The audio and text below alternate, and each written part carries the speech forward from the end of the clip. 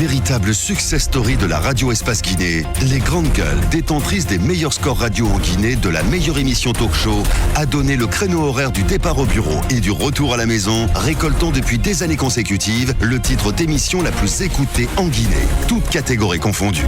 Un grand total de plus de 5 millions d'auditeurs ont été fidèles au talk show Les GG, diffusé jour après jour sur toutes les stations du réseau Adafo Média de 9h à 10h30, un exploit qui restera longtemps dans les annales de la bande FM en Guinée. Tous les matins également sur Espace TV. Merci à vous qui nous regardez à l'international. Mesdames et messieurs, continuez à réagir. Les contacts s'affichent juste en bas de l'écran avec plaisir dans un instant. Évidemment, je me ferai plaisir de lire quelques messages. Vous êtes très nombreux à nous suivre du côté de Paris, entre autres à Abidjan. Merci de votre fidélité. Au menu, on s'intéresse à l'actualité. Le gouvernement guinéen annonce l'augmentation du prix des produits pétroliers à la pompe. Il a prévenu à la veille de Ramadan et sa décision qui n'est pas encore prise officiellement reposait sur deux arguments principaux: la hausse du coût de l'or noir sur le marché mondial et la lutte contre la contrebande. Le pouvoir jugeant le prix du litre d'essence très bas chez les voisins. Et depuis la semaine dernière, vous le savez, le sujet fait parler. L'opposition dénonce un discours controversé du pouvoir sur le sujet, et le mouvement social qui tient au respect du principe de flexibilité s'oppose à tout réajustement maintenant. Certains distributeurs avaient déjà fermé leurs stations de service pour des fins de spéculatives, il faut le dire. Le gouvernement a très vite appelé donc à l'ordre et menacé de prendre des sanctions. Pour aborder donc le sujet, nous aurons tour à tour ce matin dans la GG Amadou Diallo, il faut le rappeler, il est le secrétaire général de la Confédération nationale des travailleurs de Guinée, et Salif Camara, secrétaire général de la Confédération syndicale professionnelle de l'éducation. Ils seront en direct ce matin dans cette émission Les GG sur Radio Espace Guinée. Beaucoup de réactions ce matin sur le 657 39 13 13. On va essayer de faire un saut là-dessus, évidemment, avec les auditeurs. Nous partons avec ce premier message qui nous parvient du côté de Brazzaville. Bonjour les GG. Je me demande, la nouvelle de Tamba Milimono, Tamba il sera là dès la semaine prochaine car vous êtes les champions. Je vous aime, de la part de Sadio Colossi depuis Brazzaville qui nous envoie ce message. On va rester dans le sillage avec cet autre, évidemment, qui nous écrit je vous aime, merci beaucoup, merci à vous. On va rester toujours avec le 657 39 13 13, très nombreux ce matin à nous écrire. Nous partons avec les tweets qui nous envoient donc les auditeurs sur le hashtag Espace GG. Patekour Diallo qui nous écrit: bonjour les grandes gueules. L'augmentation du prix des produits pétroliers à la pompe vient à un moment où les denrées alimentaires de première nécessité donc coûtent excessivement cher. L'économie se porterait bien d'après donc les dernières statistiques. On pouvait venir en aide à la population. Hashtag Espace GG. On reste dans le sillage avec cette autre réaction de Keita Mamadi Dr K. Il s'appelle comme ça sur Twitter. Bonjour les GG. Bonjour les GG. Donc je paye 3000 francs comme transport de la maison à la pharmacie. Je me réveille aujourd'hui. Le motard me dit 5000 francs parce que les stations sont fermées et qu'ils ont pris donc au marché noir difficilement. Où allons-nous la mine? Il se pose la question, cet auditeur. On va rester avec Kafumba Ramos Komara également qui nous écrit sur Twitter. Bonjour les GG. L'association des syndicalistes CEDEAO fait honte à la sous-région dans la prise de décision LG concernant l'augmentation du prix du carburant à la pompe. Cela prouve à suffisance que l'État guinéen n'a jamais été soucieux de la survie donc de son peuple. Merci beaucoup. On reste toujours avec cet autre auditeur qui nous écrit toujours sur Twitter. Lui, c'est Sekou Chek d'Akité qui nous écrit: bonjour les GG. Le constat est que moins le peuple guinéen s'enrichit, plus sa misère se rallonge. Cette augmentation du prix de produits pétroliers vient enrichir une liste de problèmes qui n'est pas prête donc à être saturé. Gouverner autrement, c'est aussi ça, pauvre de nous. Un auditeur qui nous envoie ce message. Nous également sur Twitter, le hashtag Espace GG, très nombreux ce matin à nous écrire: bonjour les GG. Quand il s'agit d'augmenter, ils sont pressés, mais pour la diminution, on tente toujours de placer des arguments. Ce gouvernement serait mieux de nous laisser avec la galère que nous vivons actuellement au lieu d'augmenter donc le prix du carburant. On reste toujours dans le sillage avec ces auditeurs, très nombreux ce matin à réagir. Et procureur Emmanuel également qui nous écrit: cette hausse vertigineuse de toutes les denrées de première nécessité n'a qu'une explication. On a vidé les caisses de l'État, vu qu'on ne peut plus donc recourir à la planche à billets, à l'amanet, à Moulanfé. Donc on nous fait payer le prix à cette gestion très catastrophique. C'est un auditeur évidemment qui nous envoie ce message. On va rester dans le sillage avec l'ANCDG Traoré également qui nous écrit. Concernant l'augmentation du prix du carburant, l'État devrait penser à la situation dans laquelle les Guinéens vivent. Il est temps pour nous, les Guinéens, de dire à nos gouvernants de nous rendre la vie facile. Les Guinéens souffrent énormément. Un auditeur, évidemment, qui nous envoie ce message. Très nombreux ce matin. Excellence Baldé, le Guinéen, également qui réagit sur Twitter. Bonjour la team, les GG. Le peuple guinéen manque de visibilité et de lucidité. Au lieu de défendre donc le maintien du prix de carburant à 9 000 le litre, chacun se précipite donc pour mettre son réservoir plein. On dirait que ça peut régler le problème, c'est triste. Hashtag espace GG.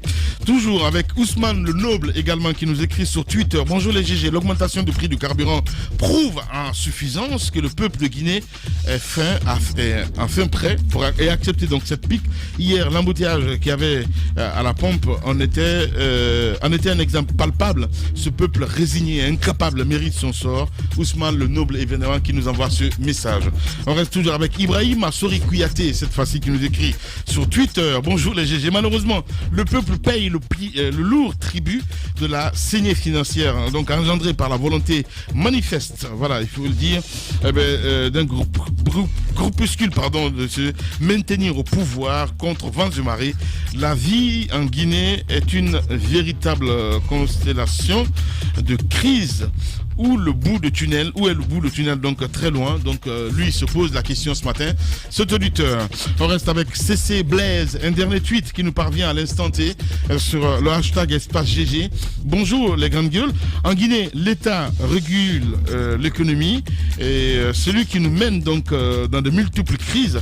Cette décision concernant le prix du carburant ne fera qu'amplifier donc la pauvreté de la population. Hashtag espace GG, un auditeur évidemment qui nous envoie ce message.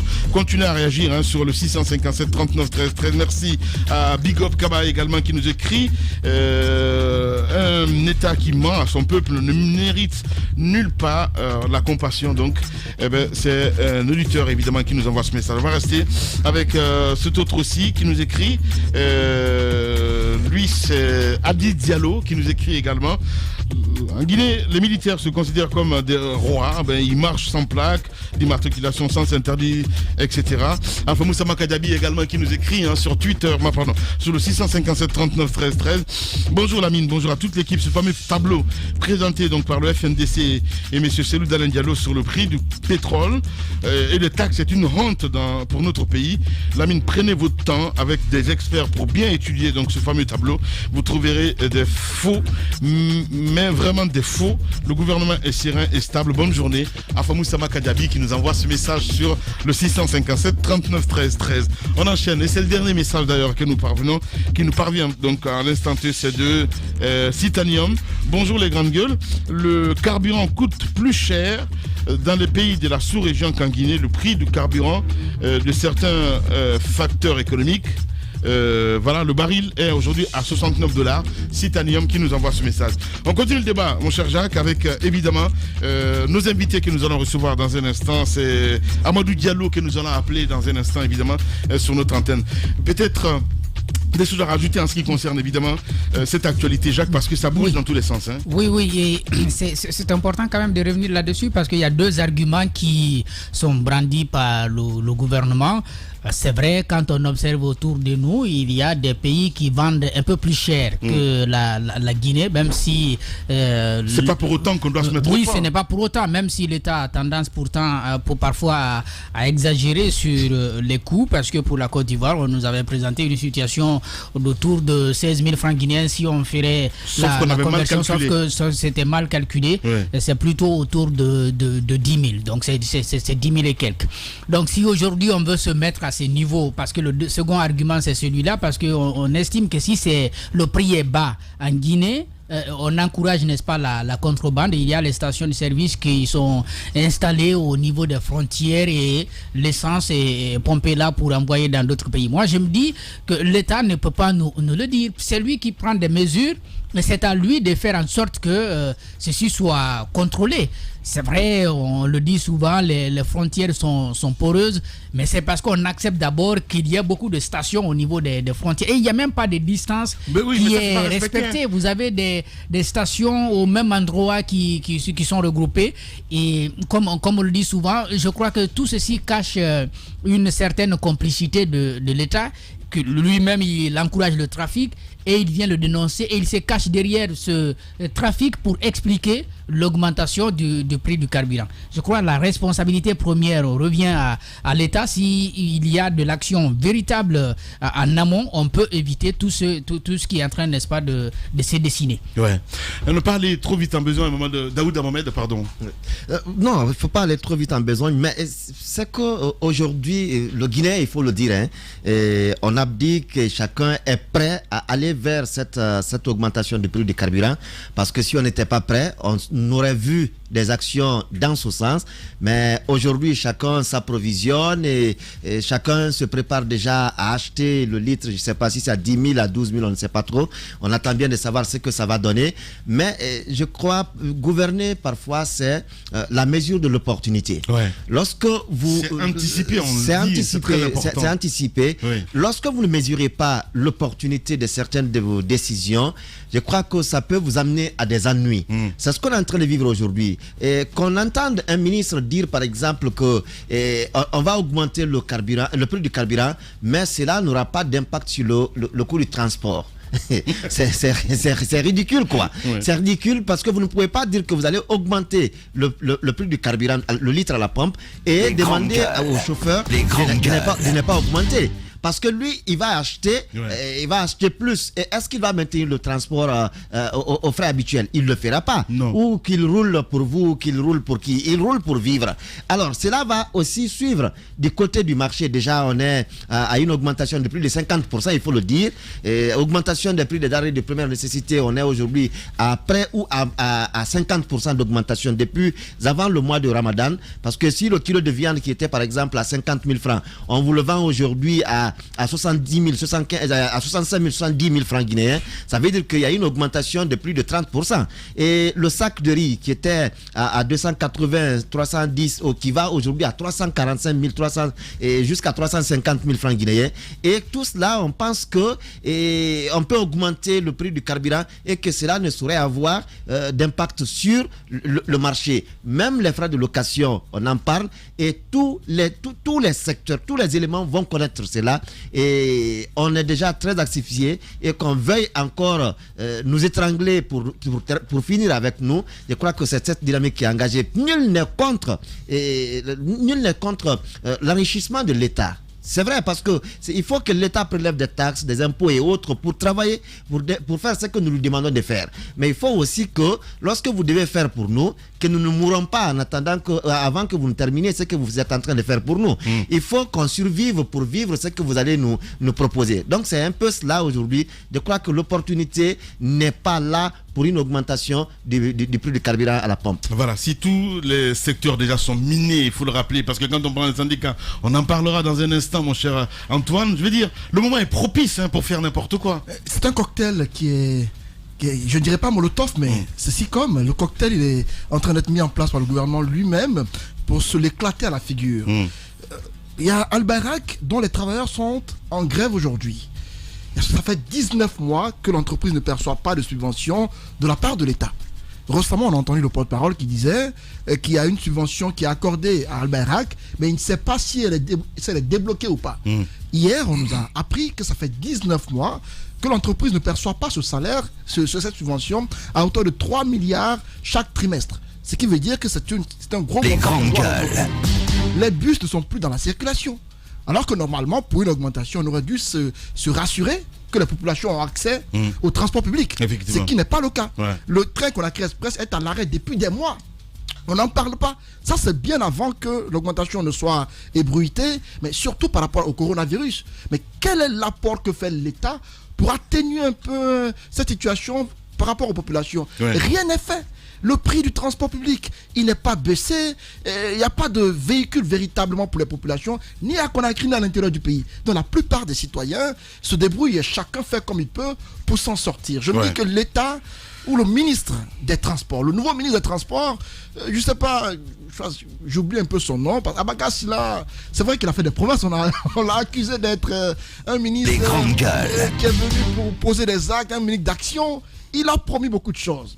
Le train Conakry-Dubreka, qui n'est pas effectif, il a promis de faire reprendre Air Guinée, qui jusque-là n'est pas effectif. On nous a promis beaucoup de choses, Lamine. Mais où sont toutes ces promesses? On a envie de comprendre, parce que jusque-là, s'il y a augmentation du prix du carburant à la pompe, ça va se répercuter surtout sur le transport et surtout sur ceux-là qui aujourd'hui tirent le diable par la queue. Et malheureusement, notre gouvernement n'est pas soucieux. Kassouri avait promis et il est en train d'exécuter sa promesse. Après le Ramadan, on va souffrir. On est en train de souffrir déjà. Les grandes gueules. On subit tout ça. Bien. C'est pas bon. Allez, on va continuer l'émission. Madame Yoro, voilà. Quelle voix est audible aujourd'hui, parce que c'est l'autre question qu'il faut se poser. Justement, c'est la question que je me pose. Lamine, l'interface, qui justement pourrait être l'interface entre ce peuple et nos gouvernants qui décident, bien entendu, de rendre la vie plus chère qu'elle ne l'est déjà, parce qu'il faut le dire, la vie est déjà chère, les choses sont déjà suffisamment difficiles. Moi, je me pose la question parce qu'on a vu une sortie de certaines centrales syndicales, notamment le FSPE, qui menacent d'appeler les travailleurs à rester à la maison. On va avoir son avis là-dessus, comment les choses devraient se passer, parce que j'apprends aussi que le chef de l'État devrait recevoir des syndicalistes. Est-ce que c'est le moment opportun? Est-ce que c'est maintenant, alors que déjà on a mis dans l'esprit de tout un chacun qu'il va y avoir augmentation? Quelles négociations devrait-on avoir là-bas pour défendre notamment ce peuple de Guinée? Et qu'est-ce qui va se passer? Parce que Lamine, on nous a habitués à une chose, les syndicats, certains syndicalistes vont pour défendre leurs propres intérêts. Évidemment, le plus souvent, ça, quand ils y vont... On a vu quand même les révélations de Souma dans ce studio. Le plus souvent, quand les gens y vont, c'est pour recevoir... Bizarrement, Mamadou Diallo ne prend plus le téléphone. Hier soir, il a pris les grandes gueules. Ce matin, il ne prend plus son téléphone. On apprend qu'il doit être reçu par le président. On ne sait pas. Peut-être qu'il a ses couturiers. Il ne prend plus son téléphone. Antoine. Non, mais s'il est là-bas, ça va être difficile qu'il prenne le téléphone. Voilà. Mais ce qu'on nous a habitués. On verra bien, Antoine. Il ne faut pas faire des raccourcis comme ça. Avant qu'on en vienne à poser des questions à notre invité, il faudrait qu'à un moment donné, on nous a habitués à une chose. Des syndicalistes, ils sont rares, ils se comptent sur le bout des doigts, qui défendent réellement les travailleurs, qui défendent l'intérêt de ce peuple-là. Le plus souvent, quand ils y vont, nous savons que généralement, les dirigeants sont prêts à tout, à mettre tout ce qu'il faut, tout le paquet. En tout cas, toute personne qui pourrait leur mettre des bâtons dans les roues, à désintéresser ces personnes-là. Et le plus souvent, c'est ça le mal de la Guinée, des intérêts de personnes, des gens qui privilégient leur intérêt au détriment de l'intérêt collectif. Et ça, je crains que ça ne puisse, en tout cas, faire en sorte que cette décision puisse passer, que le peuple puisse encore une fois faire avec les décisions qui vont être prises sans qu'il n'y ait rien derrière. Voilà. Allez, dans un instant, le débat continue sur Radio Espace. Il se passe dans la vie politique tant d'événements inattendus, bizarres, que la Guinée paraît fumer la moquette. Chez les GG, la politique, vie de société, les grandes gueules, pour l'intérêt de la Guinée. Tous les soirs à 18h, vous avez accès à cette émission grâce à Suite FM Guinée, mesdames et messieurs. Les GG chez vous avec notre invité ce matin, Amadou Diallo, que nous n'arrivons pas à joindre, il faut le rappeler, parce qu'il avait dit qu'il allait intervenir patatras, donc comme par magie, on n'arrive plus à le joindre ce matin. Mais on espère en tout cas se rattraper un peu plus tard, peut-être dans le journal de 18h, avec la rédaction politique de Radio Espace. Nous a rejoint dans ce studio M. Salif Camara, bonjour. Bonjour. Bienvenue dans cette émission Les GG. Merci beaucoup. Il faut le rappeler, vous êtes du FSPE, voilà, il faut le rappeler. On essaye de comprendre ce matin, en ce qui concerne évidemment cette actualité. Vous la vivez avec nous depuis ce week-end. Vous avez vu un peu ce qui s'est passé dans Conakry, et Mme Yoro le rappelait tantôt. Vous êtes, je ne vais pas dire fin prêt pour aller à la grève, si on peut se me dire ainsi. Comment ça va ce matin? Ok, je vous remercie, je salue et je remercie vos millions d'auditeurs. Je remercie toute l'équipe de la Grande Gueule. Ouais. Vraiment, votre mission est noble. Ce matin, j'aborde ce sujet avec beaucoup de tristesse et mécontentement. Ouais. Parce que nul ne peut comprendre que un gouvernement, n'est-ce pas, en 2019, pour un rappel, en 2019, il y a eu une augmentation de 8 000 à 9 500. Il n'y a pas eu de mesure d'accompagnement. Ouais. Et maintenant, là, ils veulent encore augmenter. Le gouvernement veut faire une augmentation encore, sans mesure d'accompagnement. Ouais. C'est ce qui nous a choqués. Ouais. Parce qu'aujourd'hui, vous avez étalé tous les problèmes dont les fonctionnaires vous basez sur les spéculations population... pour le moment, M. Camara. Il faut le rappeler, c'est très important parce qu'il n'y a pas d'augmentation, à ce que je sache, pour l'instant. Bien sûr. Mais il faut se le dire parce que le sujet est très sérieux dans la cité. Aujourd'hui, nous, les enseignants, vous savez bien sûr que les enseignants n'ont pas d'autres sources de revenus. Nous ne comptons que sur notre salaire. Et aujourd'hui, vous savez bien pertinemment que, n'est-ce pas, la vie de la population est liée, bien sûr, au prix, n'est-ce pas, du carburant. Oui. Parce que dès que le carburant, le prix augmente, automatiquement, le marché, autre chose. Ouais. Bien avant le mois de carême, il y a une augmentation, n'est-ce pas? Le pain de 2000 est monté, 1500 est monté à 2000 francs. De 3000, 4000 francs. Camarade, vous êtes de la CNTG, votre fédération est affiliée à la CNTG. Dites-nous comment le syndicat gère ce problème. Parce que nous apprenons qu'il y a une rencontre en vue entre Alpha Condé et votre centrale. Pourquoi vous n'y êtes pas et comment est-ce que vous en discutez à l'interne? Parce que là, ce sont les travailleurs qui vont en pâtir finalement.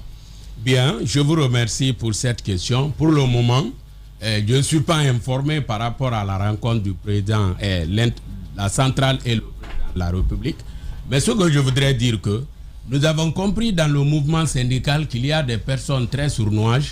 Il y a des personnes aussi qui sont des dissimulateurs. Monsieur Camara, parlons-en. Donc ces personnes, non mais il ne faut pas aller vite au besoin. Ouais, parce que votre centrale, quand même, la CNTG est accusée d'avoir été celle qui a empêché, n'est-ce pas, que le combat de 2018 puisse aboutir. La Confédération nationale des travailleurs de Guinée, donc, était allée prendre des engagements au niveau de l'État. C'était d'ailleurs pas une première, d'après ce que les Souma et autres ont dit. Et à l'époque, vous étiez quand même très d'accord, non, sur la démarche qu'avait entreprise Amadou Diallo, qui n'a pas permis qu'on baisse de façon véritable le prix du carburant lorsqu'on disait 8000, c'est bon. Bien sûr, j'étais là en ce moment, mais vous savez, la Fédération syndicale professionnelle de l'éducation est affiliée à la CNTG. Donc, je suis membre de la Confédération, mais je ne suis pas membre de l'exécutif, du bureau exécutif de la CNTG. Oui. Donc, il y a des questions... Vous ne partagez pas leurs décisions? Bon, en fait, la décision... Moi, je suis syndicaliste. J'ai mes prérogatives, j'ai mes droits et mon devoir. Mon devoir, c'est quoi? C'est de défendre les travailleurs. Et toutefois qu'il y ait des problèmes à ce niveau, tout syndicaliste ne doit pas rester indifférent. Nous devrons agir ensemble pour que le gouvernement cherche réellement que les travailleurs ont des problèmes. Quels sont les arguments que vous pouvez avancer? Parce que le gouvernement peut mettre en avant peut dérouler un certain nombre d'arguments, mais vous, qu'est-ce que vous avez en réponse? Parce qu'il faut que l'on sache que vous avez de la ressource en termes d'information, en termes d'impact sur la vie des personnes que vous défendez. Surtout quand vous doutez déjà de vos collègues, parce qu'il faut le rappeler, vous parlez de surnoiserie tout à l'heure, on a reçu beaucoup de syndicalistes dans ce studio. Je sais que ce milieu est miné aujourd'hui, vous n'allez pas me dire le contraire, monsieur Camara. Voilà. Qu'est-ce que vous en savez? Bon, au fait, je reviens sur sa question. Oui. Ici, le gouvernement, nous savons que la Guinée, c'est un pays très riche. Nous avons nos ressources minières. Nous avons aussi les taxes, les impôts qui se payent à la longueur de la journée.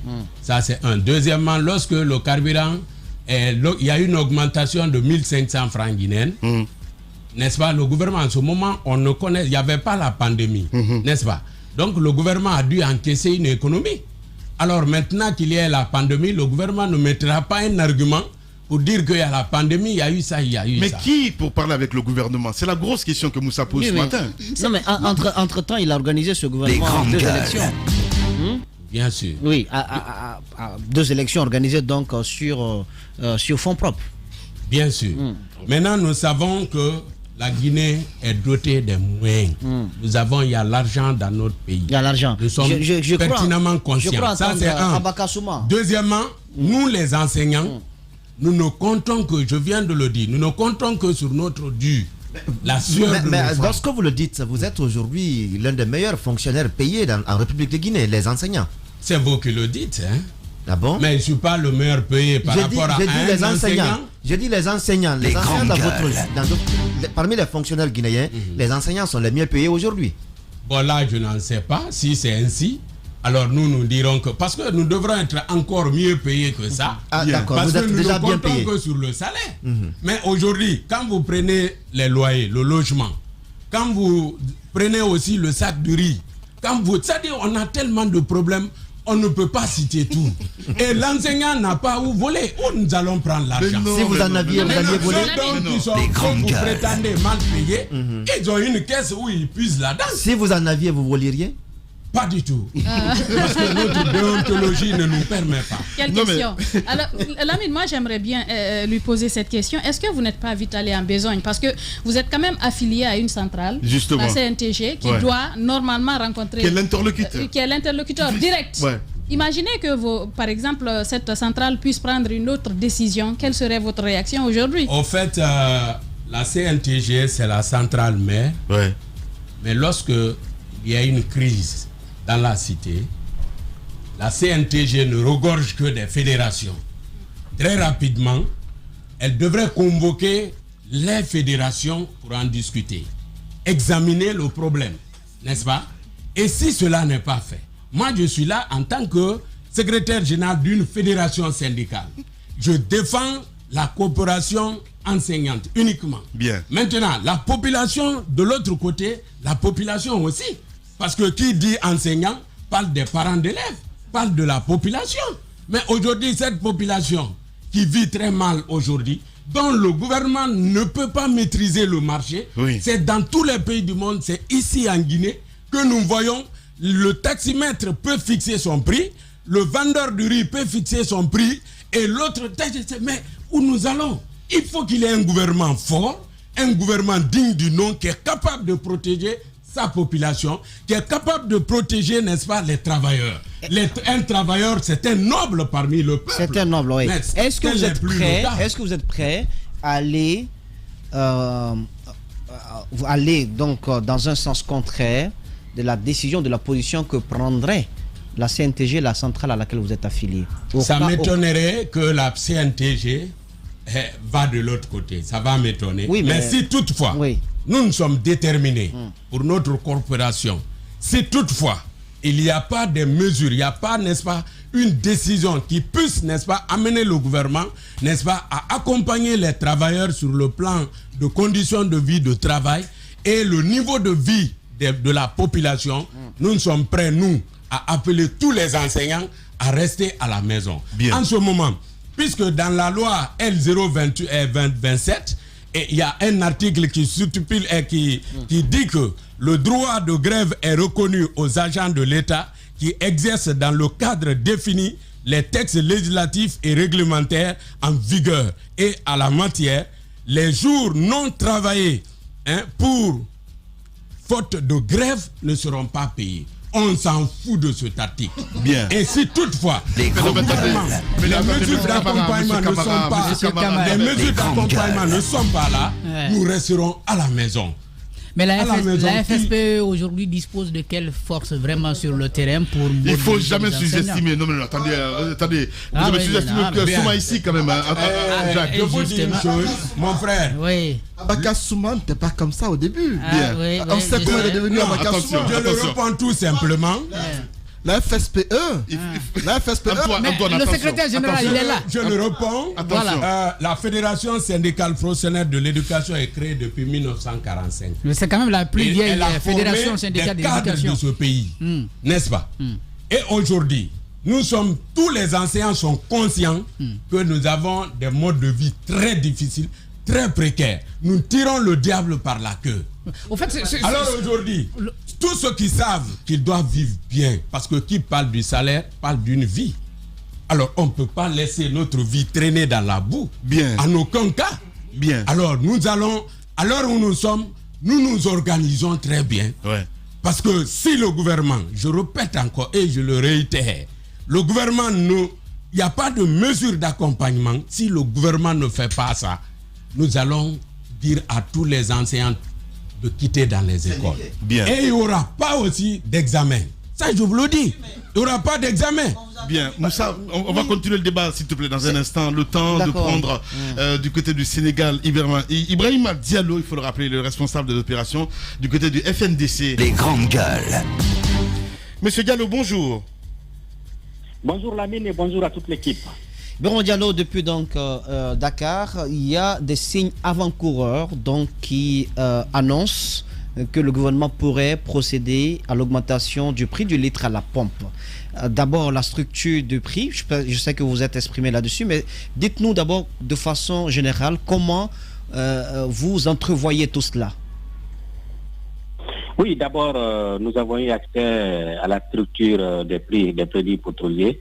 Selon cette structure officielle, le prix de revient d'un litre d'essence depuis le port de Conakry est de 5 287 francs guinéens en ce mois de mai. Et selon le même document du ministère des hydrocarbures, le prix de revient d'un litre d'essence à la pompe, toutes les charges y comprises, s'élèvent à 6 768 francs guinéens. Donc, ce qui revient à conclure qu'en vendant le litre du carburant aujourd'hui à la pompe à 9 000, l'État prélève 2 232 francs guinéens sur chaque litre d'essence vendu à la pompe. Et je rappelle qu'au mois de février dernier, l'État prélevait sur chaque litre d'essence vendu à la pompe 2 700 francs guinéens. Et nous pensons même aujourd'hui que le gouvernement peut vendre le litre du carburant à 8 000 et prélever, gagner 1032 francs guinéens. Donc, aujourd'hui, il était extrêmement important que le FNDC puisse rendre ses documents publics pour déconstruire le mensonge assumé du gouvernement selon lequel le gouvernement continue de subventionner le prix du carburant.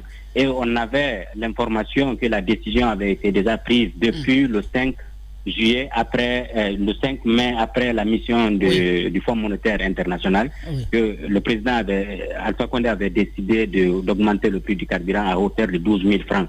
Donc le 1er juin était la date indiquée. Nous avons eu l'occasion de faire l'annonce depuis le 11 mai dernier. Monsieur Diallo, il faut quand même rappeler que depuis les forces sociales, vous avez été au devant de ce combat. Vous étiez pour 8 000, c'est bon, ça n'a pas marché à l'époque.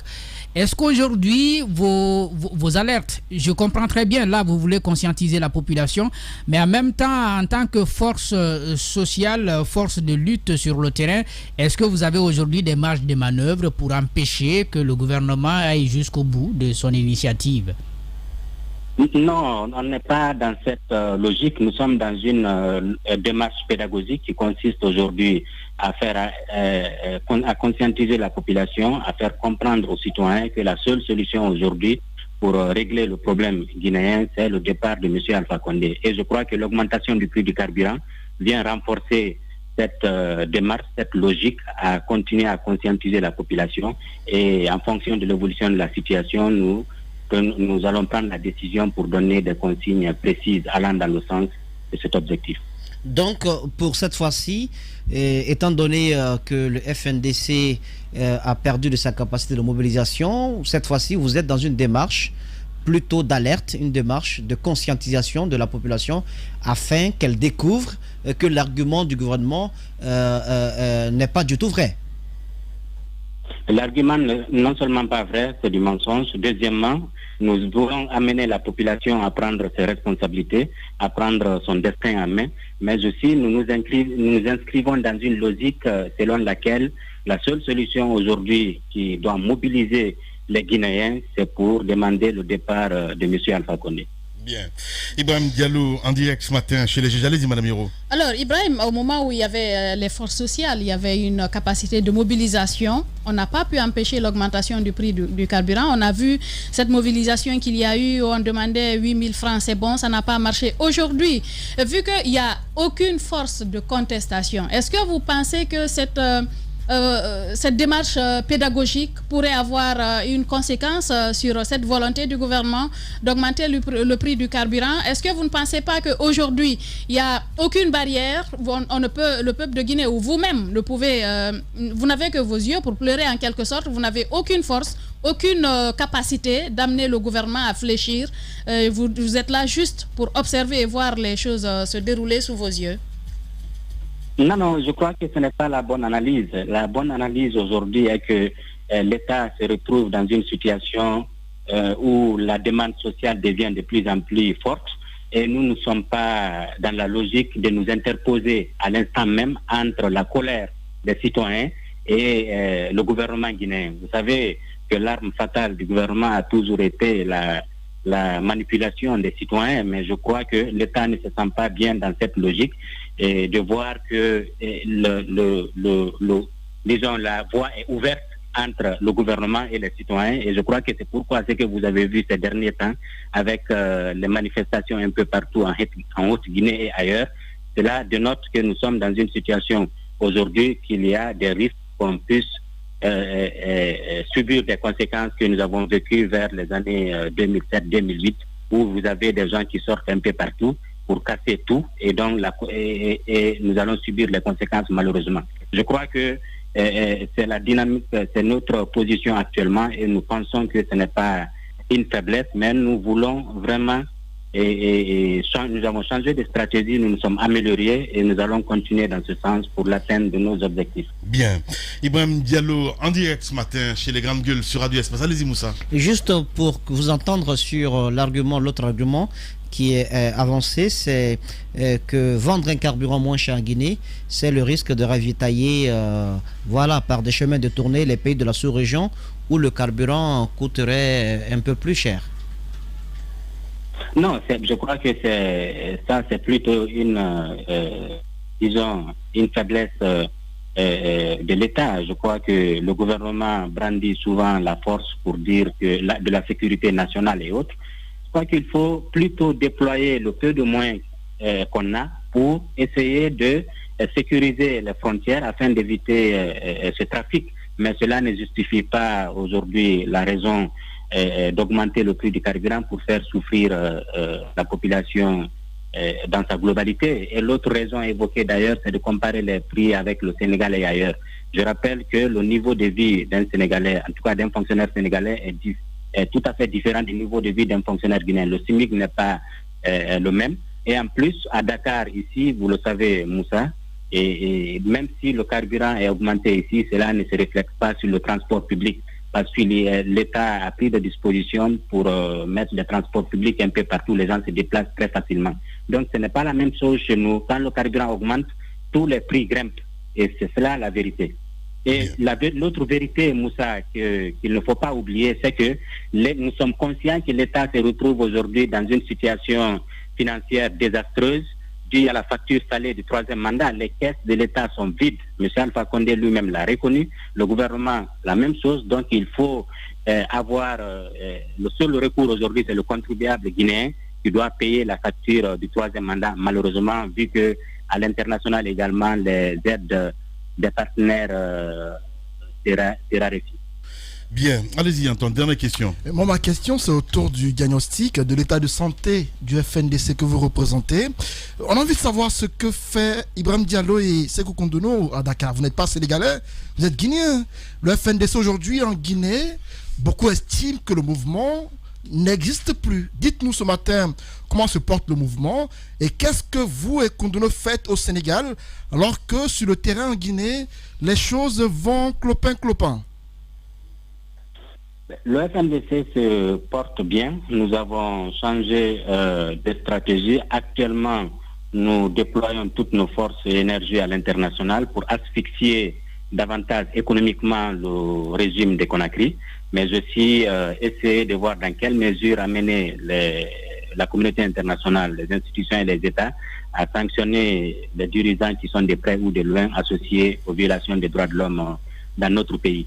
Et l'autre chose, est-ce que cela signifie rapidement, est-ce que cela signifie que c'est vous qui êtes à la base de cette saisine du Parlement européen par rapport à ces cadres guinéens dont on a vu la liste récemment?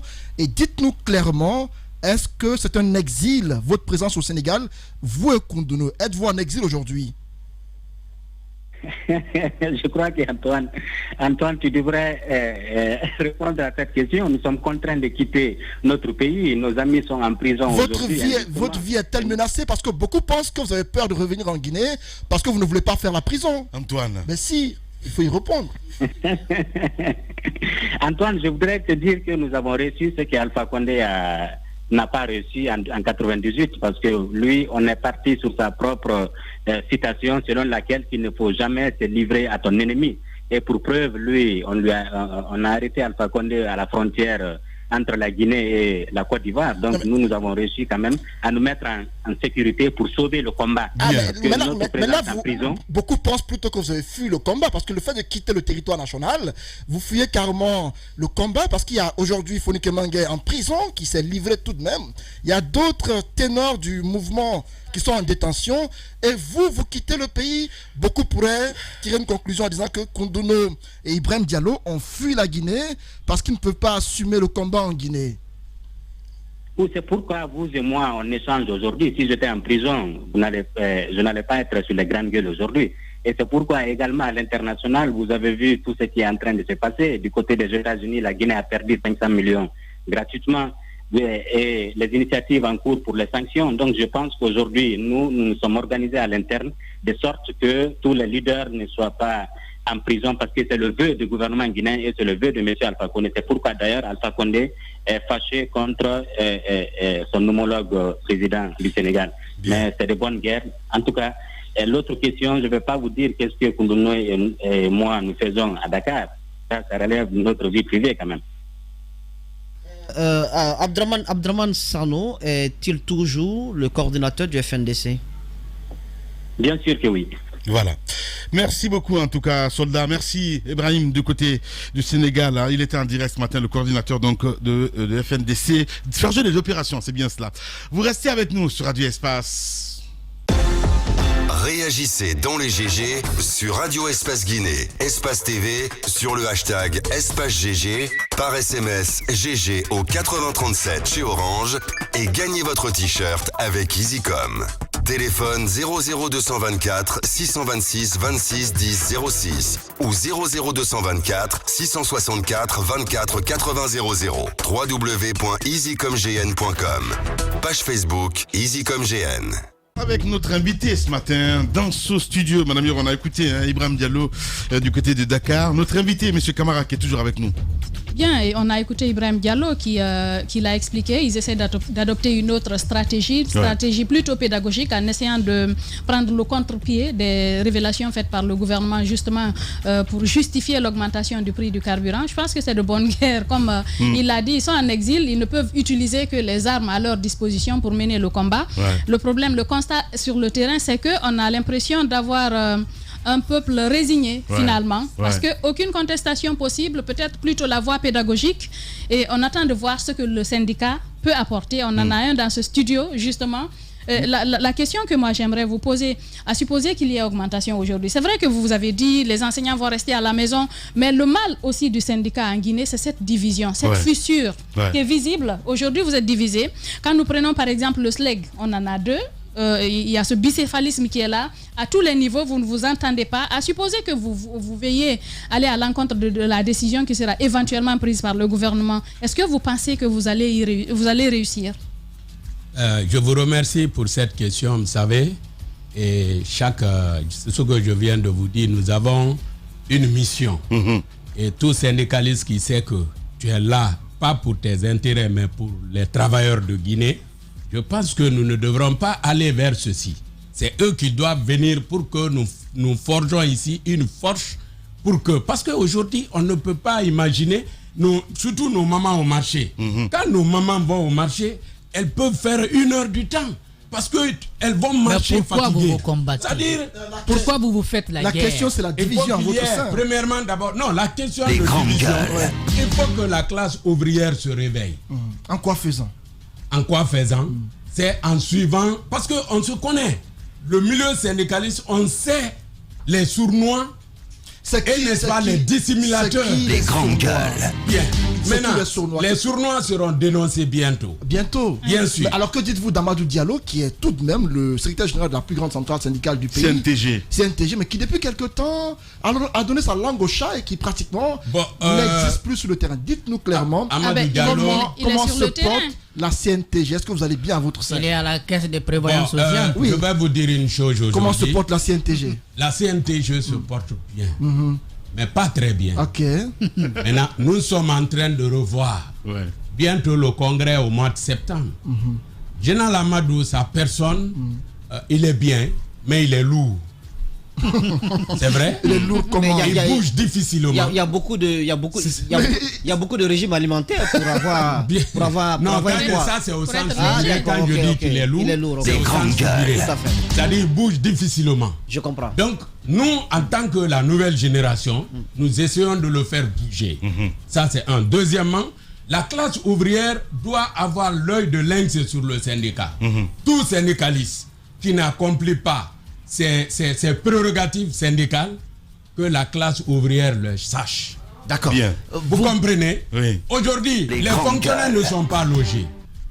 Les fonctionnaires ne sont pas ravitaillés. Les fonctionnaires ne sont pas... D'abord, les deux caisses de prévoyance, c'est-à-dire l'INAMO et la Caisse nationale de prévoyance. Monsieur Camara, à voir que Antoine le disait tout à l'heure, peut-être que le président reçoit en ce moment même Amadou du côté de la présidence. S'il y a négociation dans ce sens-là. S'il y a les mesures d'accompagnement chez les enseignants et les travailleurs en général et la population, il n'y a aucun problème. Voilà. Donc vous êtes apte à ce qu'on augmente le prix si on vous accompagne. Bon, nous ne sommes pas contre une réalité internationale. Alors, mais il faut qu'il y ait des mesures d'accompagnement. Bien. S'il n'y a pas de mesures d'accompagnement à ce moment-là. Mais les mesures, c'est seulement pour vous les salariés. Oui, mais et la population. Nos mamans, nos frères. Oui, mais il n'y a jamais de mesures pour votre combat, ce n'est pas pour vos mamans, pour vos tantes. C'est pour vous, vous l'avez dit. Le syndicat, c'est pour les syndiqués. Bien. S'il y a mesure d'accompagnement, c'est pour ceux qui perçoivent des salaires. Alors, à cette question aujourd'hui, vous dites, vous avez lu... non, c'est pas égoïste. Est-ce que votre combat, c'est pour votre maman ou votre soeur qui va au marché? Oui, mais la Guinée... Écoutez, si la mesure d'accompagnement dont vous parlez... Si le marché n'est pas maîtrisé... La mesure d'accompagnement dont vous parlez, M. Camara... ne servira à rien. La mesure d'accompagnement dont vous parlez, est-ce que ça sera distribué à tous les citoyens? C'est pas vous? Oui, mais on maîtrise le marché. Bien. Alors, ma question, vous nous avez sorti tout à l'heure un article, vous dites, on s'en fout. Oui. Comment comptez-vous vous en foutre? Le gouvernement a ses droits et devoirs. Le syndicaliste a aussi ses devoirs et ses droits. Son droit et son devoir. Lorsque le syndicat, l'enseignant accomplit son devoir, Monsieur Camara, et que le gouvernement n'accomplit pas son devoir, nous avons aussi notre droit de réclamer notre droit. Mais ça, c'est une loi. Mais ça, c'est une loi. Oui, mais c'est une loi. Mais la loi, c'est contre qui? C'est pour qui? Qui adopte la loi? C'est le peuple. Ce sont les travailleurs. Alors aujourd'hui, si le gouvernement se recroqueville quelque part pour prendre une loi et pour faire adopter ça aux travailleurs, mais où on va? Aujourd'hui, toute loi qui concerne les travailleurs, il faut que les travailleurs soient associés. Et mais si les travailleurs ne sont pas... Mais je ne suis pas juriste, n'est-ce pas, pour en parler. Mais logiquement, toute loi, n'est-ce pas, il faut associer les intéressés. Et une loi qui est prise à ton insu, c'est contre toi. Alors nous, on ne va pas regarder ça parce que nous avons une vie. Nous avons la vie de notre famille en main. Nous avons la population qui souffre. Alors lorsque notre vie là est menacée, pendant que nous sommes des Guinéens, pendant que nous sommes des fonctionnaires de l'État, si l'État, le gouvernement, le pays est développé, c'est grâce aux fonctionnaires. Si le pays est en avance, c'est grâce aux fonctionnaires. Lorsque ce droit-là, on ne peut pas mettre un fonctionnaire à la dérive. On ne peut pas rendre la vie d'un fonctionnaire misérable. Alors, si tel est le cas, alors pourquoi l'article? Bien. Merci beaucoup à vous, Monsieur Camara, en tout cas, d'être passé dans ce studio en espérant vous revoir, évidemment. Merci à vous tous. On a terminé ce matin, mesdames et messieurs.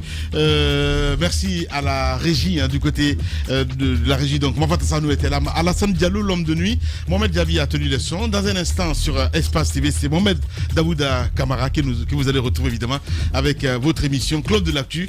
Et sur Radio Espace, évidemment, vous avez rendez-vous à midi avec l'équipe de Sega. On se retrouve demain pour d'autres aventures. Prenez soin de vous. Au revoir.